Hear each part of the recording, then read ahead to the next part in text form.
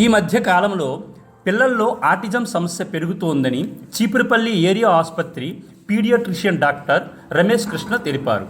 Autism అనేది neuro development డిజార్డర్గా పరిగణించబడుతుందని, ముఖ్యంగా మెదడు ఎదుగుదల మరియు సామాజిక కమ్యూనికేషన్పై ప్రభావం చూపుతుందని వివరించారు. ఆటిజంలో ప్రధానంగా 2 అంశాలు ఉంటాయని చెప్పారు. మొదటిది బ్రెయిన్ డెవలప్మెంట్కు సంబంధించిన సమస్య, రెండోది సోషల్ కమ్యూనికేషన్ లోపం. పిల్లలు 1 సంవత్సరం దాటిన తరువాత కూడా ఐ కాంటాక్ట్ ఇవ్వకపోవడం, పేరెంట్స్తో సరిగా మాట్లాడకపోవడం, ఇతర పిల్లలతో కలవకుండా ఒంటరిగా ఆడుకోవడం, వయసుకు తగ్గ మాటలు మాట్లాడకపోవడం, నవ్వినప్పుడు తిరిగి నవ్వకపోవడం వంటి లక్షణాలు కనిపిస్తే అప్రమత్తంగా ఉండాలని సూచించారు. Ramesh Krishna, paediatrician, area hospital Cheepurupalli. Autism అనేది ఈ మధ్య కామన్గా పెరుగుతున్న సమస్య ముందు కంటే. దీంట్లో పేరెంట్స్ గుర్తించాల్సిన విషయాల్లో ఆటిజం అనేది మేజర్గా 2 కాంపోనెంట్స్ ఉంటుంది. న్యూరో డెవలప్మెంటల్ డిజార్డర్ అంటే ఎదుగుదల, బ్రెయిన్ ఎదుగుదలకు సంబంధించిన డిజార్డర్. మెయిన్గా 2 కాంపోనెంట్స్ ఉంటాయి. ఒకటి సోషల్ కమ్యూనికేషన్ స్కిల్స్, అంటే కమ్యూనికేషన్, అవతల వాళ్ళతో మనం చేసే కమ్యూనికేషన్ ఎలా చేస్తున్నాము. Verbal or non verbal communication ఉంటాయి. వెర్బల్ కమ్యూనికేషన్ అంటే మాటలు ఆడడము, అలాగే ఐ కాంటాక్ట్, 1 year దాటిన పిల్లలు ఐ కాంటాక్ట్తో మాట్లాడడము. అలాగే ఒకటి సోషల్ కమ్యూనికేషన్ అండ్ స్కిల్స్, ఒకరితో ఒకరు మాట్లాడే కమ్యూనికేషన్. రెండోది repetitive and restrictive behaviour pattern, అంటే అది ఏంటనేది చెప్తాను. ఫస్ట్ అనేది సోషల్ కమ్యూనికేషన్. సోషల్ కమ్యూనికేషన్లో మనం ముఖ్యంగా చూడవలసిన లక్షణాలు, పిల్లలు ఐ కాంటాక్ట్ ఇవ్వకపోవడం. 1 year దాటిన పిల్లలు మాట్లాడేటప్పుడు ఐ కాంటాక్ట్, పేరెంట్స్తో కానీ బయట వాళ్ళతో ఐ కాంటాక్ట్ ఇవ్వకుండా మాట్లాడడం, పిల్లలతో ఎవరి పిల్లలతో కలవకుండా సింగిల్గా ఒక్కరే ఆడుకోవడము, స్పీచ్ డిలే అవ్వడము, మాటలు వయసుకు తగ్గట్టు రాకపోవడము, సోషల్ స్మైల్, ఎవరైనా మనం నవ్వినప్పుడు ఎవరికి కూడా తిరిగి నవ్వకపోవడము. అలాగే 18 నెలలు దాటిన తర్వాత పిల్లలు ఎవరితో షేర్ చేసుకోకపోవడం, వస్తువులు తన తోటి పిల్లలతో షేర్ చేసుకోకుండా ఒక్కరే సింగిల్గా ఉండడము. మా పేరెంట్స్ ఏదైనా చేసేటప్పుడు దాన్ని ఇమిటేషన్ చేయడము, అది చేస్తుంటారు 18 నెలలు దాటిన పిల్లలు. అలా చేయకపోవడము, సింగిల్గా ఉండడానికి ప్రిఫర్ చేయడం, ఇవనేది communication and effects. Repetitive restrictive pattern అంటే ఒకే పని గంటల తరబడి చేయడం.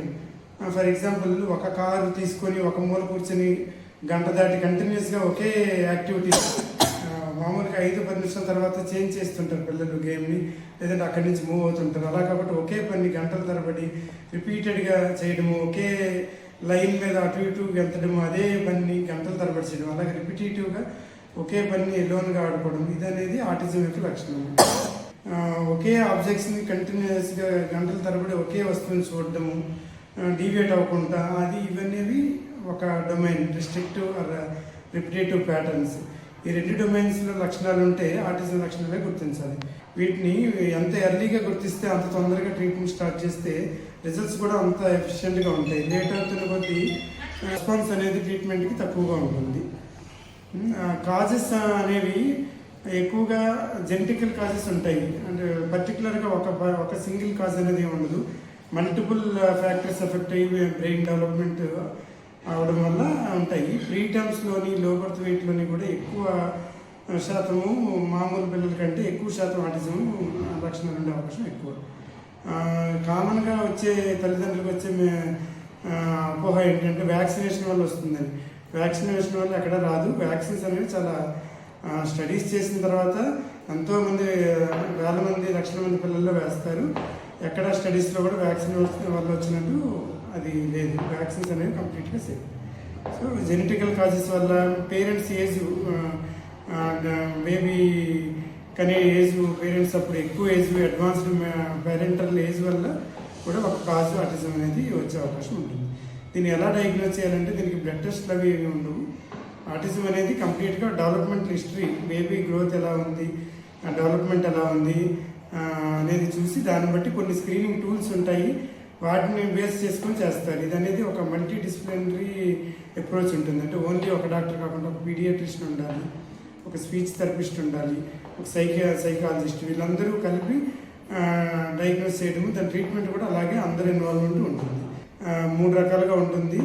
బిహేవియరల్ థెరపీ అంటే బేబీ యొక్క స్కిల్స్ని ఇంప్రూవ్ చేసుకోవడానికి, బేబీ యొక్క యాక్టివిటీ ఇంప్రూవ్ చేసుకోవడానికి. అలాగే స్పీచ్ థెరపీ, మాటలు, కమ్యూనికేషన్, స్కిల్స్ ఇంప్రూవ్ చేసుకోవడానికి, ఆక్యుపేషనల్ థెరపీ అంటే తన రెగ్యులర్ పనులు తను చేసుకోవడానికి, తను డైలీ లైఫ్ అవసరమైన వాటికి ఆక్యుపేషనల్ థెరపీ కూడా చేస్తారు.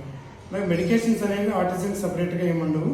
హైపర్ యాక్టివిటీ కానీ, అగ్రెసివ్గా బిహేవియర్ కానీ, స్లీప్ డిస్టర్బెన్సెస్ కానీ ఇలాంటివి ఉంటే దాని వరకు ట్రీట్ చేస్తారు. ఎక్కువగా బిహేవియరల్ థెరపీ, స్పీచ్ థెరపీలతోనే ట్రీట్మెంట్ అవుతుంది. పేరెంట్స్ ముఖ్యంగా గుర్తుంచుకోవాల్సింది ఏంటంటే ఎర్లీగా ఐడెంటిఫై చేయడం, ఈ లక్షణాలు ఏమైనా ఉంటే ఇమీడియట్గా డాక్టర్ని కన్సల్ట్ చేసి డయాగ్నోసిస్ ఉందా లేదా ఆటిజం అనేది నిర్ధారించుకోవడం. ఇంటి దగ్గర స్కిల్స్ వచ్చేటట్టు స్పీచ్, కమ్యూనికేషన్ ఇవన్నీ ఎలా డెవలప్ చేయాలనేది వాళ్ళ సూచనల మేరకు పేరెంట్స్ ఇంటి దగ్గర ట్రైన్ చేయడం కూడా అంతే ఇంపార్టెంట్.